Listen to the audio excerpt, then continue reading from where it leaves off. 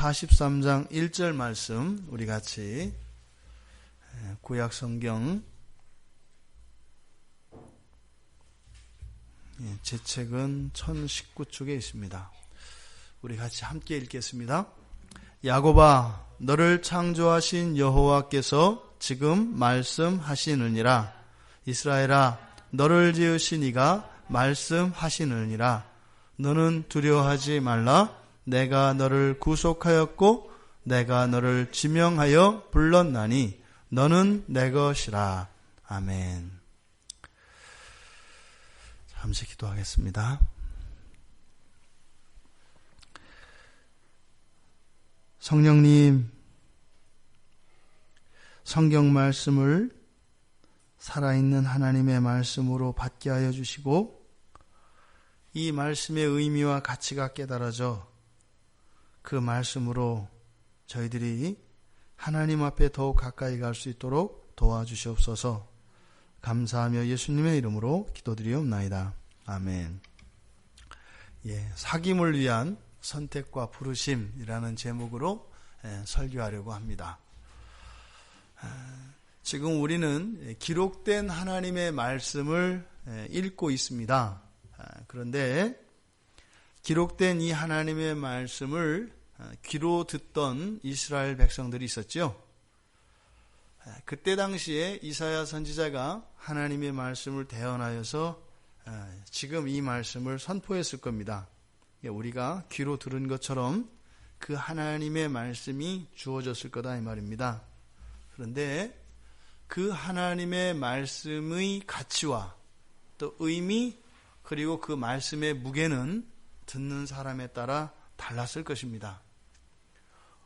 오늘 우리가 함께 나눈 이 말씀이 그저 성경에 있는 이사야서 43장 1절에 기록된 활자로서 받아들여지는 것이 아니라 이사야 선지자를 통하여 이스라엘 백성에게 주셨던 그 하나님의 음성이 우리 모두에게 믿음으로 받아들여질 수 있기를 바랍니다.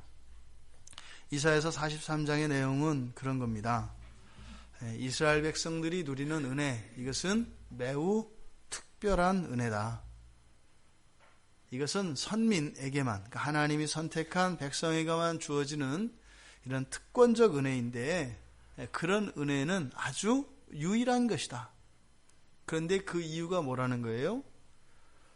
하나님의 은혜, 하나님의 절대적인 은혜라는 겁니다. 그러니까 이스라엘이 누리는 그런 특별한 은혜의 이유가 바로 하나님께 있다라는 겁니다. 근데 이 하나님의 은혜라고 하는 것이 바로 우리들을 구원하시는 하나님의 구원의 방식이신데 바로 이 말씀을 통해서 우리가 사귐이라는 주제로 이 말씀을 받을 때 하나님과의 사귐으로부터 떨어져 있는, 멀어져 있는 이스라엘 백성들의 현재의 정황이 있고 그것을 회복시키시려고 하는 하나님의 의지가 나타나 있는 그런 본문입니다. 43장 뒤에 나와 있는 이사야 44장에서도 동일한, 그래서 43장과 44장은 묶여있는 거의 하나의 세트와 같은 그런 본문입니다. 그래서 44장에서도 두려워하지 말라라고 하는 이런 말씀의 이유로 여호와 하나님의 그 성품과 그 계획에 두고 있습니다. 지금 여기에서 이사야 선지자를 통하여 주시는 이 하나님의 말씀의 목적이 바로 이렇게 징계하고 심판하고자 함이 아니라 바로 끊긴 그리고 부패하고 왜곡된 그 하나님과의 사귐을 회복시키시려 하는 것이 목적이라고 하는 것을 강조하고 있습니다. 43장 1절에 야곱아, 너를 창조하신 여호와께서 지금 말씀하시느니라. 그래서 지금 이렇게 되어 있는데 이 지금이라고 하는 이 부사가 문장의 맨 앞에 오고요. 여기에가 우리가 이 지금이라는 말을 그러나 이제 이렇게 이해를 해야 본문을 정확하게 이해할 수가 있습니다. 그러니까 바로 이 43장의 시작, 야곱아 너를 창조하신 여호와께서 말씀하신다라고 하는 이 말씀 바로 앞의 42장의 끝부분과 연결지어져서 말씀하고 있는 겁니다. 그러나 하니까 뭐예요? 42장의 끝부분과 그리고 43장에서 말씀하고자 하는 바가 서로 반대되는 내용인 거지요. 42장은 하나님의 종, 여호와의 종에 대해서 이야기하는데요. 여호와의 종에 대한 두 가지 측면을 말합니다. 42장의 맨 처음은 그 여호와의 종에 대해서 얘기를 하는데 바로 이방, 더 나아가서 하나님이 선택한 백성이 아닌 다른 모든 민족들의 유일한 소망으로서의 여호와 종을 이야기합니다. 오늘날로 말하면 뭐예요? 교회를 하나님이 이야기하실 때 뭐예요? 믿지 않는 사람들의 유일한 소망으로서 교회를 이야기하신다고요. 그게 이사야 42장의 앞부분입니다. 그런데 이제 후반부로 돌아가면서 그 여호와의 종에 대한 또 다른 측면을 말씀하시는데 다른 이방 모든 이방인들의 유일한 소망이 되는 너희들 여호와의 종이라고 이야기하면서 끝에 가면 어떤 내용이 나오냐면 그런데 정작 너희는 그것을 누리고 있지 않은 다시 말해서 구원과 회복이 필요한 여호와의 종으로 그려지고 있다 이 말이에요. 그리스도인이요 어느 한 사회에 이렇게 들어가지 않습니까? 그러면 그 사람을 통해서요 구원이 일어납니다. 그 사람의 자질과 신앙의 상태와 그 사람의 열심과 그 능력 모든 것을 초월해서 그 사람이 정말로 예수 그리스도를 온전히 믿는 신자라면은요 그를 통해서요 믿지 않는 그 주변에 구원의 일들이 일어납니다. 하나님의 약속이에요. 그런데 하나님은 그 여호와의 종으로 나타낸 그 하나님의 백성들을 하나님이 어떠한 일을 그 목적을 이루시기 위한 수단으로서만 사용하지 않습니다. 여호와의 종을 사용하셔서 이방을 구원하시는데 이방을 구원하기 위하여 이들을 쓰는 것이 아니라 차고 넘치는 것으로 그러한 일들이 일어나게 하십니다. 이것이 하나님의 구원의 섭리예요. 그런데 그 여호와의 종이 하나님의 말씀에 순종할 수도 있고 불순종할 수도 있지 않습니까? 그러면 순종할 때는 당연히 일어나겠죠. 그럼 불순종할 때가 문제입니다. 불순종하면 불순종하는 것으로 인해서 하나님의 은혜가 임할 수 없죠. 없다고 하는 것은 하나님이 능력이 없다는 것이 아니라 우리가 언약 관계 안에 있기 때문에 스스로 거부할 권리가 있다 이 말입니다. 하나님이 주시는 복을 스스로 유보시키고 미룰 수가 있어요. 그러면 그 하나님의 백성의 불순종으로 인해서 이방의 소망의 역할을 해야 되는데 그럼 그 기능까지 멈추어져야 되는가? 라고 했을 때 그렇지 않다라는 거예요. 그러니까 우리는 뭐 여기서 이렇게 부산을 간다면 뭐 경부고속도로를 타고 가면 뭐 중간에 있는 천안, 대전, 대구를 거치지 않고 갈 수 없잖아요. 길을 따라 가려면. 반드시 여러분들이 집에서 사용하시는 이 상수도도 그 정수장에서 그 상수관을 타고 이렇게 물이 내려오지 않습니까? 중간에 끊기면 어떻게 돼요? 단수되는 거예요. 그런데 하나님의 이 은혜는 어떻다는 거예요? 단수되면 끊겨야 되는데 그렇지 않다는 거예요. 어떻게 될 수도 있다? 뛰어넘을 수도 있다는 거예요. 이스라엘의 불순종으로 인해서 그 은혜는 계속 되지만 그러니까 이것이 최종적인 목적이 아닌 거예요. 왜요? 바로 끊겨져 있는 즉 하나님의 구원, 하나님의 그 은혜를 그 사귐을 통해서 누리고 있지 못한 그 이스라엘을 회복시키고자 하는 일이 끊임없이 일어나기 때문입니다. 그것이 구약에서 무엇으로 나와요? 심판과 징계로 나온다 이 말이에요. 그러니까 그것은 구약에서 나오는 모든 이스라엘 백성에 대한 하나님의 징계는 이 사귐으로의 단절되어 있는, 다시 말해서 이스라엘 백성들을 뛰어넘고 열방으로만 흘러가는 이 구원의 은혜가 하나님의 선택한 그 백성들에게 먼저 더 풍성하게 누려지기를 원하시는 그 부모의 안타까움으로 끊임없이 이들을 사귐 속으로 부르는 하나님의 구원의 행동이라는 겁니다. 그러니까요, 18절에서 42장 18절에서 25절까지 내용을 보면 맹인과 소경으로 비유되어집니다. 못 깨닫는 거예요. 사귐을 통해서 하나님의 은혜의 보따리가 이렇게 가는데요, 지나쳐서 지금 이방 땅으로 막 흘러가는데 정작 그 강변에 있는, 은혜의 강변에 있는 그 선택받은 민족들은 못 누리고 있는 거예요. 그러니까 어떻게 하라는 거예요? 엉덩이를 때려서라도 강물을 퍼 마시라고 하나님은 끊임없이 역사 속에서 질책하시고 그들을 회유하시고 한다 이 말입니다. 그러니까 지금 바로 앞에 이 43장의 바로 앞쪽 25절에 42장 25절을 보면 이렇게 하시거든요. 그러므로 여호와께서 맹렬한 진노와 전쟁의 위력을 이스라엘에게 쏟아 부으심에, 얼마나 지금 끔찍한 일들이 일어나는지 모르죠. 그 사방에서 불타오르나, 그러니까 하나님이 끊임없이 이 사귐을 다시 재개하려고 끊임없이 선지자들을 보내고 이방들을 사용하여서, 심지어는 이스라엘 백성들이 훗날 어떻게 돼요? 바빌론 포로로 잡혀와가지고 나라까지 다 잃어버린단 말입니다. 또 이방 나라로부터 정복당해서 엄청난 수탈과 유린을 당합니다. 그런데도 어떻게 한다고요? 깨닫지 못한다 이거예요. 몸에 불타오르는데 몸이 타버리고 있는데 전혀 마음에 두지 않고 있다는 거예요. 그러니까 하나님은요, 징계 자체가 목적이라면 어떻게 해야 돼요? 그 값을 치를 때까지 끝까지 징계로 가야 되잖아요. 근데 하나님이 중간에 끊으신다고요. 그러니까 한계가 있어요, 한계가. 그리고 나서 지금 43장 처음에서 그렇게 얘기하는 거예요. 지금이라는 말이 바로 뭐라고요? 그러나 이제.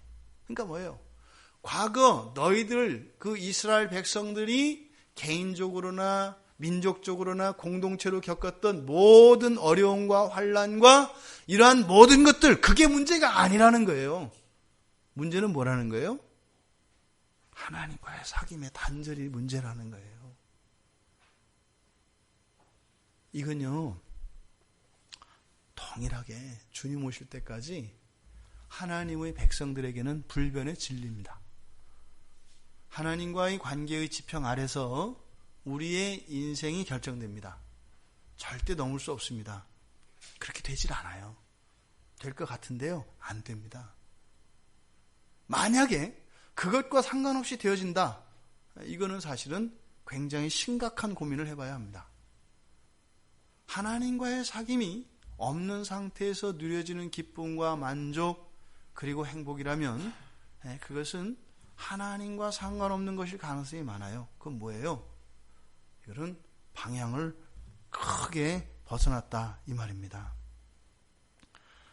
지금 하나님께서는 이스라엘 선지자를 통하여서 그러나 이제 라고 하는 이 말씀을 통해서 깨닫지 못하는 이스라엘 향해서 정말 돌같이 딱딱하게 굳어진, 그래서 하나님이 징계를 하셔도 도대체 이게 무슨 말인지 모르는, 말이 돼요?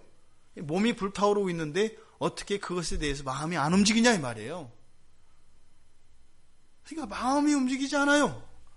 몸이 불타오르는데요. 그러니까 하나님께서 영적인 감각이 완전히 소실된 이러한 백성들을 향하여 그 회복의 메시지, 초청의 메시지를 지금 43장에서 주시려고 하는 겁니다. 우리가 영적으로 또는 육체적으로 이렇게 침체와 연약함으로 인해서 또 우리가 가지고 있는 이런 사귐의 분량이 있지 않습니까? 한계가 있지 않습니까? 그래서 철학자 야스퍼스가 이야기하는 것 같은 한계 상황에 부딪히게 돼 있어요. 우리는 끊임없이 자라거든요. 그래서 결코 하나님과의 사귐이 끊임없이 자라고 있는데 현재의 내 삶의 환경과 이것이 그걸 담아내지 못합니다. 반드시 여기는요, 현재의 삶의 환경과 영역도 확장이 반드시 일어납니다. 반드시 일어나요. 그러니까 이 안에서 한계 상황에 우리는 부딪히게 돼 있어요. 그럼 거기를 돌파해야 되거든요. 그러지 않고서는 못 살아요. 그런 거 있지 않습니까? 집에서 처음에 신혼살림 할 때는 두 사람이서 살림 차리니까 단칸방에도 충분하지 않아요? 근데요, 아이가 하나 나고 둘 나고 아기 때는 지낼만 해요. 근데 이 녀석들이요, 커서 초등학생 되고 중학생 되고 고등학생 되고 대학생 되면은요, 방 하나에서는 못 지내요. 최소한 방 한 칸 더 있어야 한다 이 말이에요. 그러니까 우리의 삶의 원리만 봐도 성경에서 이야기하는 하나님과의 이 사귐 속에서 일어나는 하나님과의 이런 사귐으로 인한 영적인 진전이 당연히 우리의 삶을 확장시킬 수밖에 없다는 것을 그냥 알 수 있어요. 성경 얘기가 아니더라도. 이 일이 실제적으로 일어난다 이 말입니다. 그런데도 굳어진 것 같은 이런 징계를 통해서 깨닫지 못하는 그 이스라엘을 향하여 하나님께서 이사야 선지자를 통하여 그들의 마음에 이제는 가르침, 그래서 초청의 말씀을 통해서 이들의 마음을 녹이시려고 하는 장면이 바로 이사야서 43장의 시작 부분입니다. 시작을 보세요. 야곱아, 여호와 하나님이 말씀하시지 않니? 이스라엘아, 여호와 하나님이 말씀하시지 않니? 여러분들은 이 말씀에 어떤 느낌이 오세요? 애절함이 오세요? 지금 바로 앞에서는 어떤 얘기들을 했어요? 엄청난 하나님의 진노가 불같이 막 임했단 말이에요. 그러나 이제는 이거 뭐예요? 아니 어느 정도 매를 대고 이렇게 했는데 이 녀석이 오히려 오해만 한단 말이에요. 부모 마음을 기분 나빠서 때리는 줄 알고 미워서 때리는 줄 안단 말이에요. 그때는요, 부모의 매가 주춤하는 거예요. 그거 아니거든요. 화나서 야단치는 거 아니고요, 잘못해서 미워서 야단치는 거 아니거든요. 뭐예요? 사랑하는 내 자식을 더 복된 길로, 더 행복한 인생으로 나가기를 바라는 마음인 거거든요. 근데 마음이 전혀 곡해되는 거예요. 오히려 앙심을 품는 거예요. 그럼 부모 마음이 어떻게 해요? 덜컥 겁이 난다고요. 그러니까 야곱아, 아버지가 얘기하잖아. 이스라엘아, 무슨 말이야? 아니다 이렇게 변명하지 않으시지만 지금 이스라엘 백성, 하나님의 징계를 받고 있는 그 이스라엘 백성과 하나님의 의도가 전혀 일치되지 않고 어긋나 있는 겁니다. 그러니까요, 여호와 하나님이 말씀하신다. 지금 이렇게 이스라엘의 이름을, 이스라엘과 야곱 두 이름을 반복해서 부르면서 하나님의 이런 간절하면서도 애틋한 그 이스라엘을 향하신 그 마음, 그 사랑을 전하고 있는 것입니다. 이 일을 지금도 예수님이 날마다 하고 계시죠. 예수 그리스도를 중보자라고 하잖아요. 여러분 믿어지세요? 예수님이 여러분들을 위해서 단 하루도 쉬지 않고 여러분들의 이름을 부르며 기도하신다는 게요? 잘 실감이 안 나지 않습니까? 그런데요, 우리들은 빼먹을지 몰라도 예수님은 빼먹지 않아요. 우리가 죄 가운데 있거나 심지어는 나는 예수를 믿지 않는다 하는 사람들조차도 하나님께서 구속하시기로 작정하신 그 백성들의 이름은요, 이미 이 세상이 지어지기 전부터 그 이름을 하루도 빼지 않고 부르시며 중보하신다는 거예요. 왜요? 하나님과의 사귐 안에서 오해 없이, 또 그 이방의 유일한 소망이 되어지는 하나님의 백성으로서 그러한 유익을 끼칠 뿐만 아니라 그러한 유익을 먼저 받기를 원하신다 이 말입니다. 특별히 예배의 자리가 그런 자들을 부르시는 자리죠. 오늘 이런 자리. 여러분들이 여기 왜 오셨어요? 예수님이 부르신 거예요. 예수님께서 여러분들의 이름을 부르신 겁니다. 누구누구야 라고요. 각자에게는 다르게 경험되어지죠. 이런저런 있지 않습니까? 이유들이. 하지만 그 모든 것의 궁극적인 이유는 뭐예요? 예수님이 여러분들의 이름을 부르신 것이고 여러분들은 그 주님의 부름에 응답하여서 이 자리에 오신 거다 이 말입니다. 그래서 지금 이사야 선지자는 뭐라고 해요? 너는 두려워하지 마라. 내가 너를 구속하였고 내가 너를 지명했다. 그래서 불렀다. 이렇게 얘기를 하세요. 그러니까 하나님께서 여러분들을 부르시는 근거에 대해서 얘기를 하는데 뭐라고 해요? 첫째로는 창조하고 지으신 분이기 때문에 그렇대요. 그런 거잖아요. 부모가 자녀한테 잔소리할 수 있어요? 없어요? 있단 말이에요. 왜요? 부모니까요. 부모니까 할 수 있는 거예요. 내 마음에 맞든 안 맞든 그 말을 듣든 안 듣든 그거는 부차적인 문제고 이 세상에 어떤 자식이 부모가 자식한테 그런 잔소리를 할 수 없다고 생각하는 사람 없어요. 아무도 없어요. 단지 싫을 뿐이죠. 하지 않았으면 하는 거지. 머리 띠두르고 부모는 각성하라 뭐 이렇게 하겠어요? 자식에게 할 수 없는 일을 하고 있다 이렇게 하겠어요? 싫다 이렇게 이제 앙탈은 부를 수 있지만 그럴 수는 없는 거죠. 그러니까 알아요. 그러니까 이제 마음이 힘든 거예요. 그럴 권리가 만약에 부모에게 없다고 하면요, 다른 방식으로 이 자식들이 대처하죠. 하나님도 우리를 부르시는 근거가 뭐예요? 우리를 창조하고 지으셨다는 거예요. 여러분들을요. 그러니까 하나님은 여러분들을 부르실 수가 있는 거예요. 하나님이 지으셨고요. 만드셨으면요. 하나님 거예요. 하나님 소유물이에요. 그러면요. 부르면 가야죠. 당연한 거거든요. 42장에서 이들을 여호와의 종이라고 했단 말이에요. 종은 주인이 부르면 가는 거죠. 그게 당연한 거 아니에요? 그런데 우리가 가요, 안 가요? 안 가는 거예요. 그냥 우리가 주인입니다 이렇게만 할 게 아니라 그건 맞는데 또 한편으로 생각을 해보자는 거죠. 아, 우리가 주님의 종이긴 종인데 좀 특별한 종이구나. 어떤 종? 말 않고 버틸 수 있는, 그게 부정적으로 이제 죄인이라고 하는 의미지만 사실은 뭐예요? 뭔가가 이렇게 버팅길 수 있는 이런 근거가 있는 거예요. 우리도 모르는 사이에. 그게 있는 거예요. 이것을 보통 그래서 하나님이 인격적이시다 이렇게 얘기를 하는 거죠.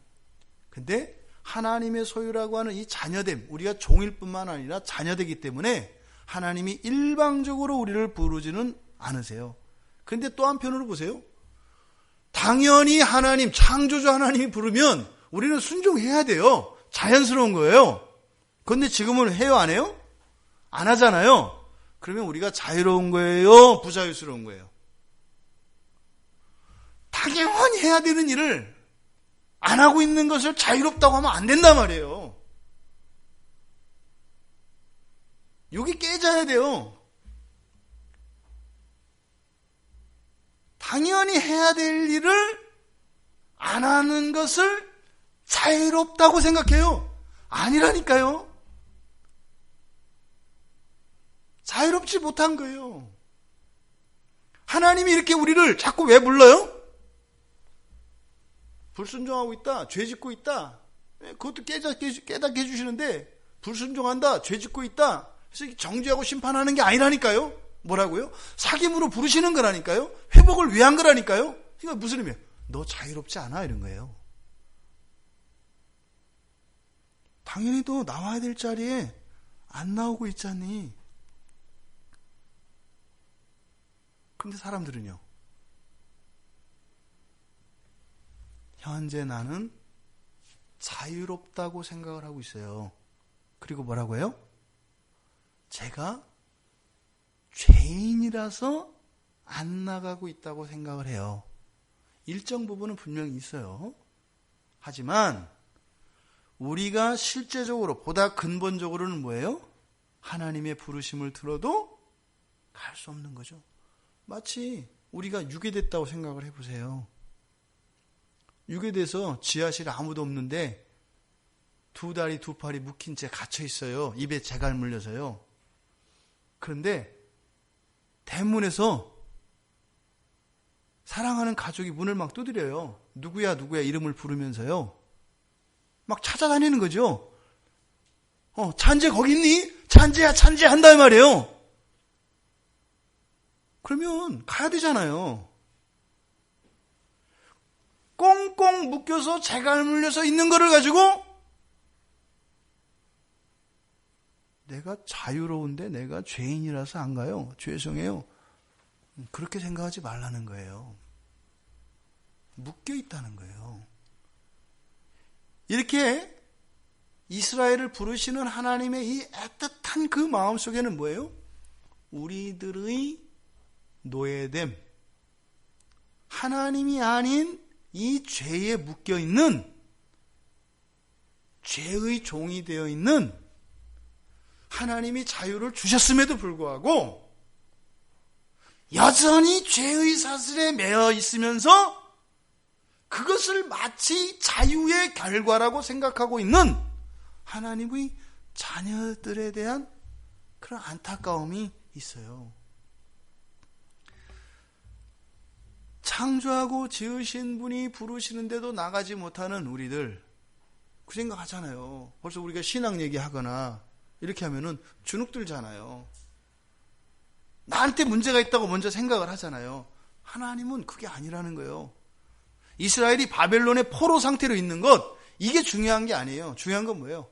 하나님과의 이 사귐이 막혀 있고 나의 의지로서만 될 수 있는 것이 아니라 뭐예요? 바로 창조주, 나를 지으신 분, 그분의 힘으로만, 그분의 은혜로만, 그분의 주권으로만 회복될 수 있다라고 하는 것을 생각하지 않는 겁니다. 하나님께서는 예수 그리스도를 이 땅에 보내주셔서 우리들로 하여금 사탄과 이 죄, 그리고 이 사망으로부터 우리에게 자유케 해주셨습니다. 그런데도 여전히 어떻게 해요? 여러분들이 보시는 이 하나님의 말씀이 뭐예요? 다 부르시는 거잖아요. 하라 명령, 하지 말라 명령, 이런 모든 게 하나님의 부르심 아니에요. 근데 안 되잖아요. 더군다나 그 말씀을 여러분 삶에 펼쳐놓고 보세요. 주님은 우리 안에 있는 모든 사슬들과 결박들을 다 풀어주셨는데 왠지 모르게 우리는 여전히 결박된 것처럼 하나님을 믿고 사랑하는 일에, 하나님과의 사귐 속에 들어가는 일에 자유롭지 않다는 것을 발견하게 돼요. 지금 하나님이 부르시는 근거로서 창조하고 지으신 분이기 때문에 그렇다, 이렇게 말씀드리는 이것을 통해서 근거만을 얘기하는 게 아니죠. 내가 그럴 수 있지 않냐? 이렇게 해서 부르시는 것에 대해서 자기의 입장을 하나님이 변증하시려는 것이 아니라 이 창조주, 지으신 분이라는 이 말씀을 통해서 우리의 부자유로움, 우리의 종됨, 매임, 이 상태를 깨닫게 하시려는 것입니다. 하나님은 성령을 보내주셔서요, 우리를 도와주십니다. 예수님이 요한복음 16장 7절에서 우리에게 약속하셨잖아요. 내가 왜 이 세상을 떠나서 하늘나라로 가는 줄 아느냐? 제자들 입장에서는 예수님이 함께 계시길 원했죠. 왕이 되어주시길 원했죠. 근데 십자가에서 죽으시고 부활하셨으면 같이 계셨으면 얼마나 좋아요. 근데 하늘로 떠나가시는 거예요. 그런데 뭐라고 하세요? 내가 떠나는 게 너희들에게 유익이다, 이렇게 말씀을 하세요. 우리의 유익을 위해서 하나님이 이 세상을 떠나 하늘로 승천하셨다는 거예요.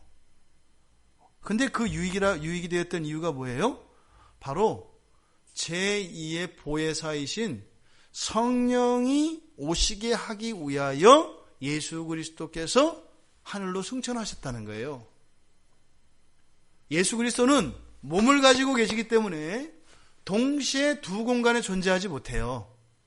근데 성령은요, 온 우주에 무소부재하시죠. 동시에 여러 사람들의 마음을 헤아리시고 동시에 여러 사람들의 눈물도 닦아주시고 격려도 해주시고 다른 사람들에게 상도 동시에 주세요. 성령이 하시는 일이죠. 바로 그 일을 위하여 예수 그리스도께서 승천하셨습니다. 그러니까요, 바로 그 하나님이 우리의 삶 속에서 도움을 주십니다. 근데 우리에게 문제는 뭐예요? 왜 그런 도움이 없을까요? 믿음이 없고요, 하나님께 의지하지 않는 겁니다. 근데 그게 우리들의 이야기만이 아니라 바로 이스라엘 백성들이 그랬다라는 겁니다. 근데 지금 자꾸 말씀하시느니라 이렇게 하잖아요. 나 여호와께서 말씀하신다. 여호와께서 말씀하신다. 이름만 반복할 뿐만 아니라 여호와가 말씀하신다는 이야기를 해요. 그러니까 이 말씀, 왜 자꾸 말씀하신다고 할까요? 하나님이 세상을 창조하실 때 어떻게 창조하세요? 말씀으로 창조하세요. 그러니까 이건 뭐예요? 하나님이 부르시는 이 일이 어떻게 된다? 반드시 이루어진다는 거예요. 증거가 뭐예요? 여러분들이 살고 있는 이 세상 아니에요. 해와 달과 별과 이 땅을 지으신 하나님, 말씀으로 창조하셨잖아요. 그 말씀이 그대로 되잖아요. 명하시니 그대로 되니라 그랬잖아요. 그대로 된 그 세상에서 우리가 살고 있잖아요. 그러니까 여호와께서 오라고 하셨으니까 어떻게 된다는 거예요? 온다는 거예요. 반드시 오게 된다는 거예요. 그런데 왜? 기다리시는 거죠. 우리가 인격적으로 나오기를 하나님께서 기다리고 계신다는 거죠. 심지어는 뭐예요? 우리의 불순종과 이러한 저항과 반역에도 하나님의 말씀은 반드시 성취될 거라는 거예요. 제가 말씀드리잖아요.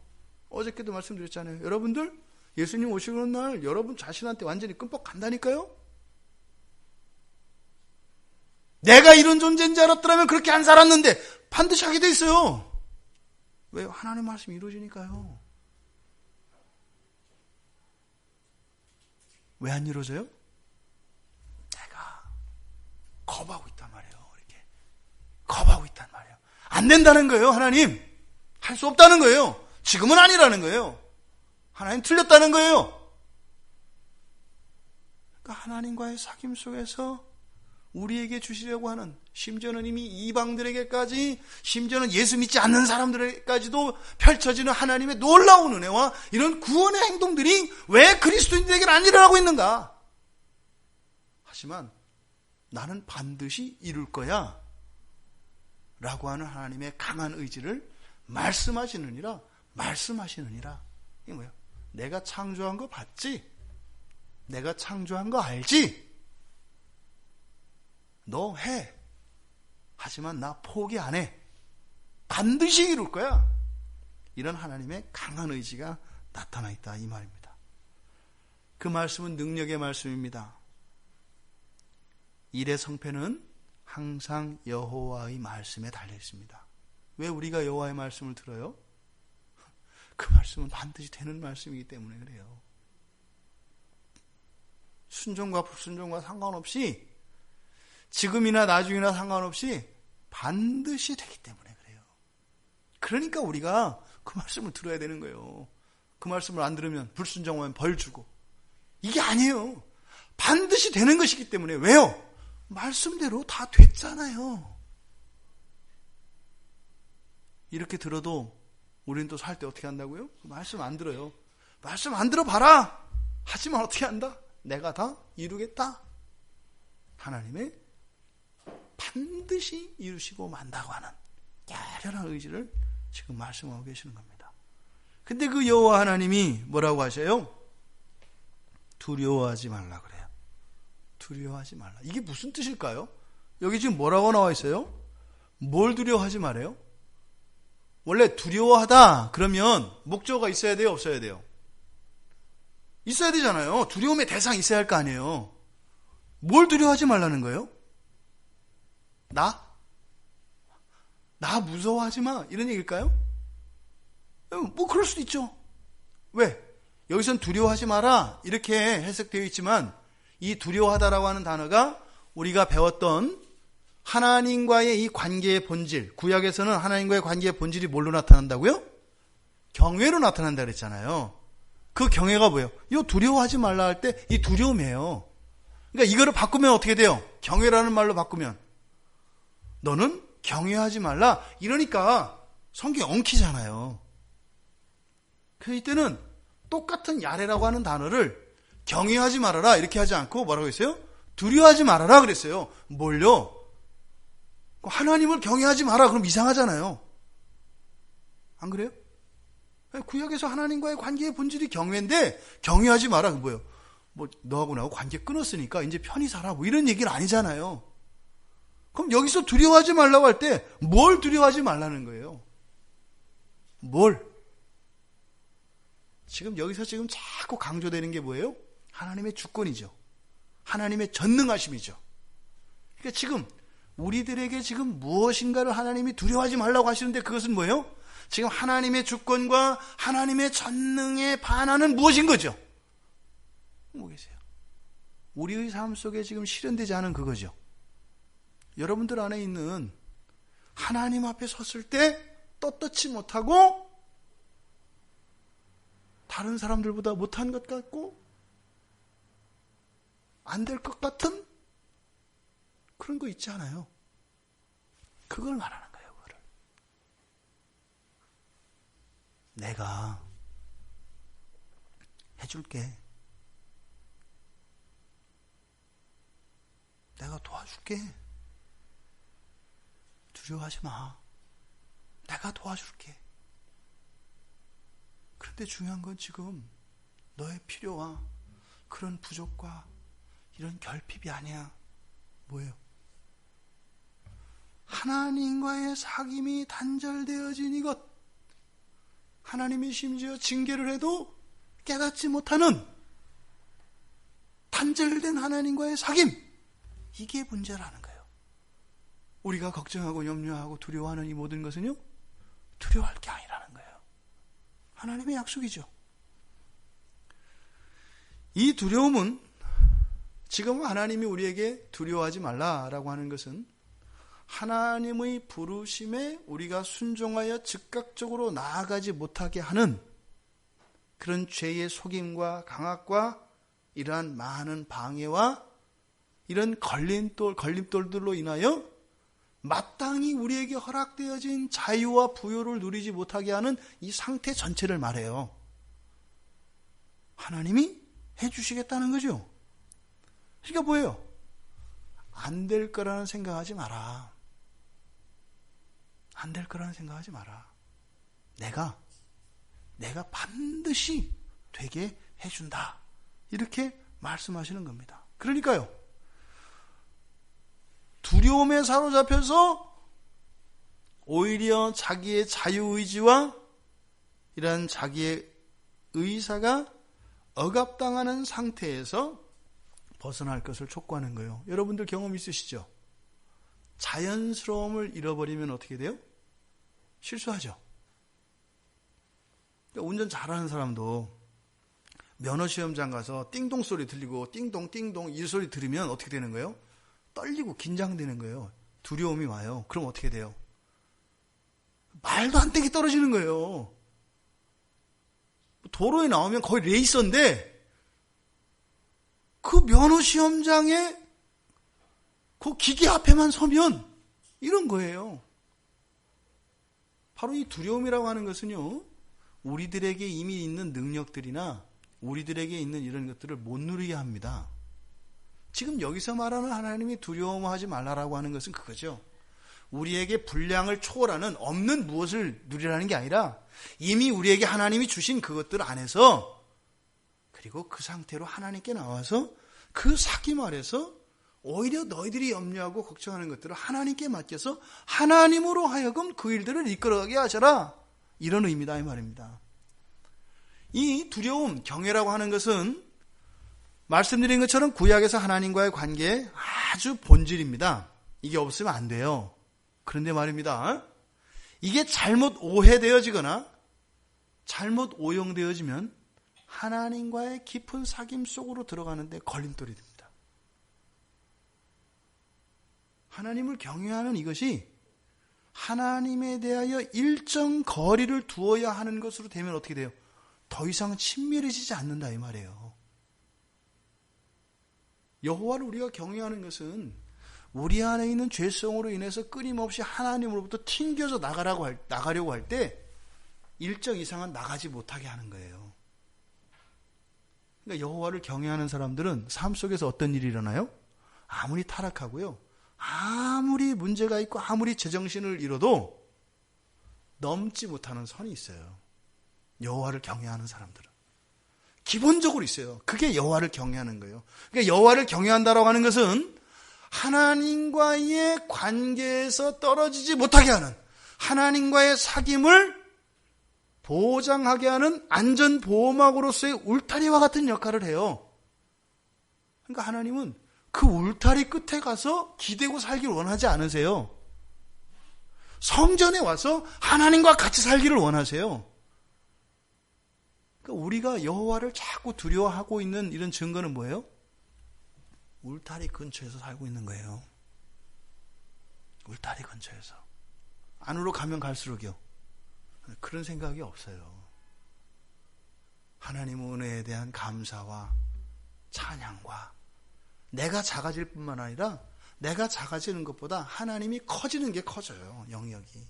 근데 울타리에 살면요, 나만 계속 작아져요. 죽겠는 거예요. 존재감이 사라져요. 이러다 내가 없어져 버릴 것 같아요. 없는 것 같단 말이에요. 울타리에 있으면. 그러함에도 불구하고 이 경외라고 울타리는 하나님과의 이 관계가 끊어지지 않도록 하는 안전망입니다. 그러니까 지금 여기서 두려워하지 말라는 것은 바로 뭐예요?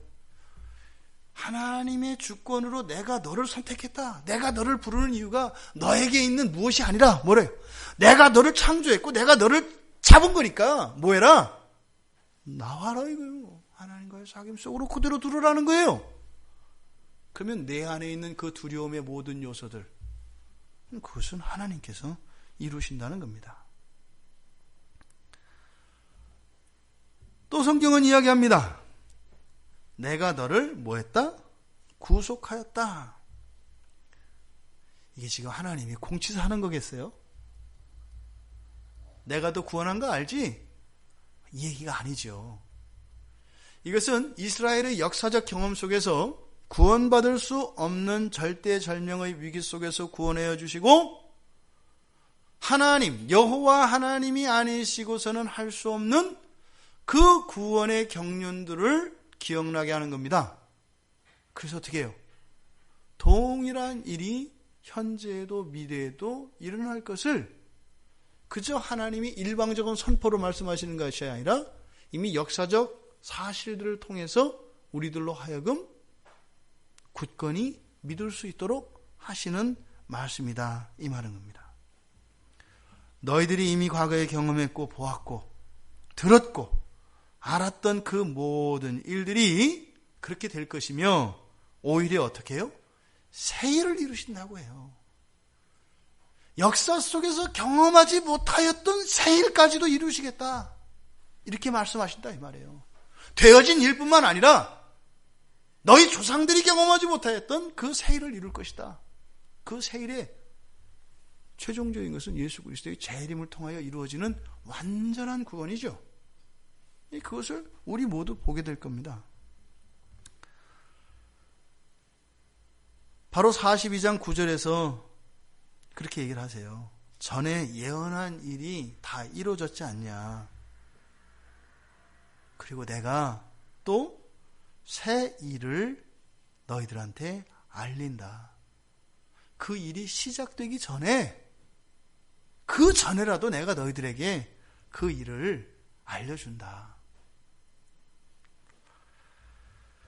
또한 하나님은 지명하였다 그럽니다. 부르시긴 부르셨는데 그냥 부르신 것이 아니라 어떻게 해요?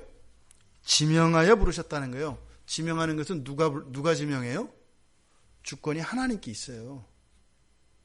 하나님이 이렇게 지명한 거예요. 그러니까 부르심의 이유가 뭐예요? 하나님의 지명이에요. 왜 날 부르실까? 지명하신 거예요. 우리가 하나님을 다 알 수 없듯이 하나님이 우리를 지명하신 이유요? 알 수 없어요. 중요한 것은 그 하나님과의 사귐으로의 초청, 그 부르심의 근거는 하나님의 지명이라는 거예요. 그러니까 우리도요, 하나님께 나아가는 이유가 뭐예요? 하나님이 지명하셨으니까 그러면 가는 거죠. 앞서서 창조주요 지으신 자라고 말씀하셨던 이 하나님의 말씀, 이것은 지명하였다라고 하는 이 말에도 소유권이 나타납니다. 하나님이 여러분들을, 우리 모두를, 이 땅에 있는 그리스도인들을, 또 아직은 본인들이 그 하나님의 구원 안에 들어있는 줄조차 모르고 오히려 하나님의 이름을 더럽히고 하나님을 향하여 침뱉고 모욕하며 저주까지 하는 그런 모든 이들을 하나님이 부르십니다. 근데 그 이유는 하나님 자신에게 있다는 겁니다. 근데 그 사귐의 초점은 무엇이에요? 우리들이 죄의 종된 상태에서 하나님의 자녀로서 참 자유를 주시기 위하여 부르신다는 겁니다. 그런데 우리는 어떻게 생각하고 있다고요? 반대로 생각하고 있다 말입니다. 하나님의 부르심에 순종하여 나아가면 우리의 자유가 구속되는 것으로 생각하고, 오히려 하나님의 부르심에 불순종하는 것이 자유라고 생각하게 되어 있다 이 말입니다. 이게 뭐예요? 사기죠, 사기. 사기당하면서 살고 있다는 거예요. 사기당하면서. 이 하나님의 부르심, 이것은 오늘 성경에서 바로 하나님의 부르심에 나아가지 못하는 것은 그 이유로 두려움을 이야기하고 있습니다. 하나님은 두려워하지 말라고 하십니다. 이 말은 뭐예요? 너희가 나오면 내가 기꺼이 사귐에 응하겠다라는 거예요.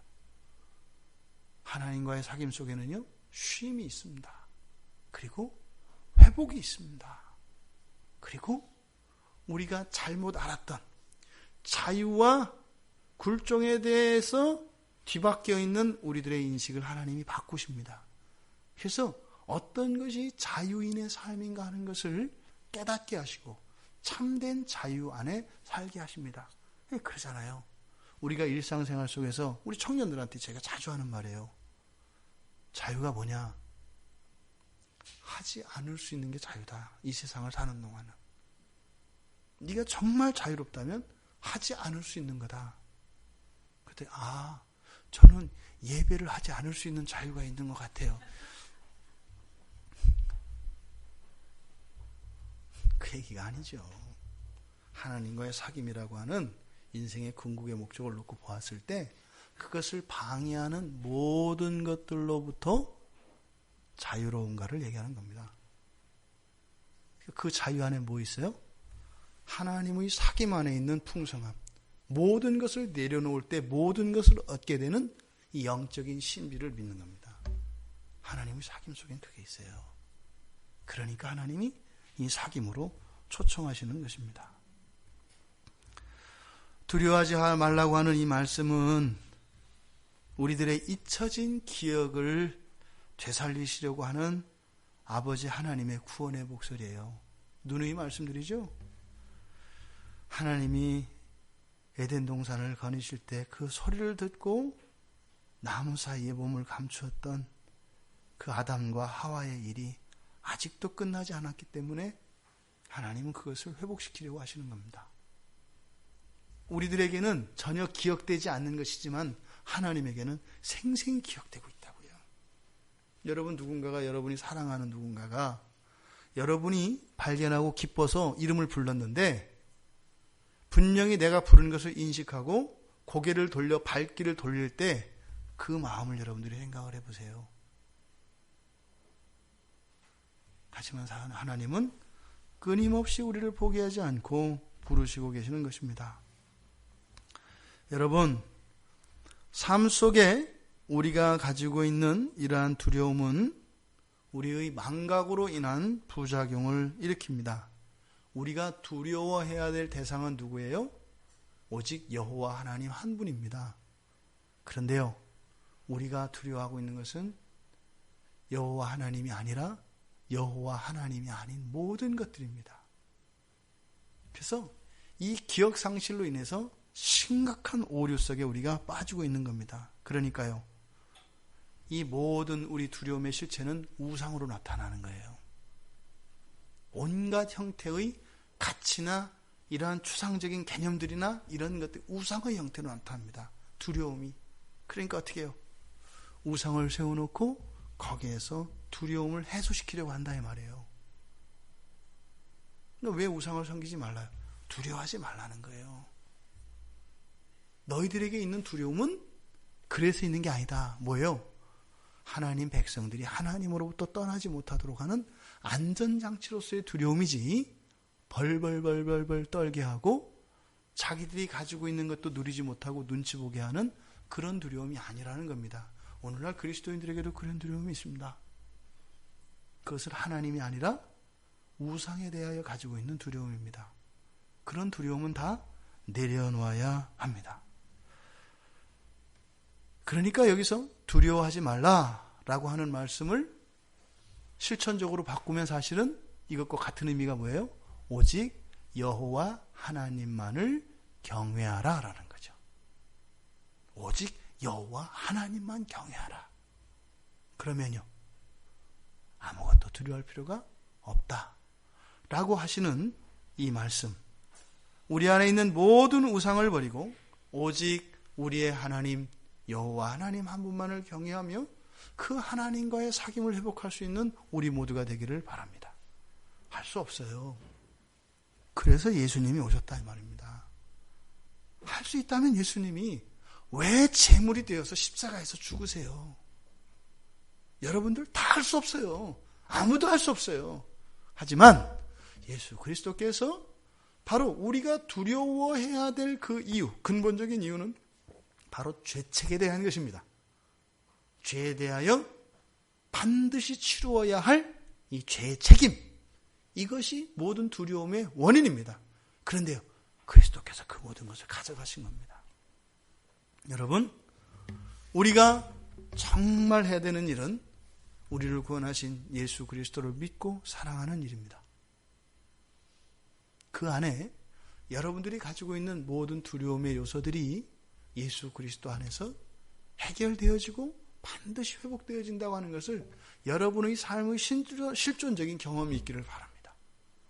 그래서 어떤 환난이 와도 어떤 경우에도 이 하나님과의 사귐이 단절되지 않는, 아니 그 정도가 아니라 날마다 그 하나님과의 사귐이 더욱 풍성해지는, 시련과 도전과 유혹이 올지라도 그것으로 인하여 오히려 하나님과의 사귐이라고 하는 이 불이, 그것들이 오히려 장작불이 되어져서 더 활발 태워오를 수 있는 여러분들 되시기를 바랍니다.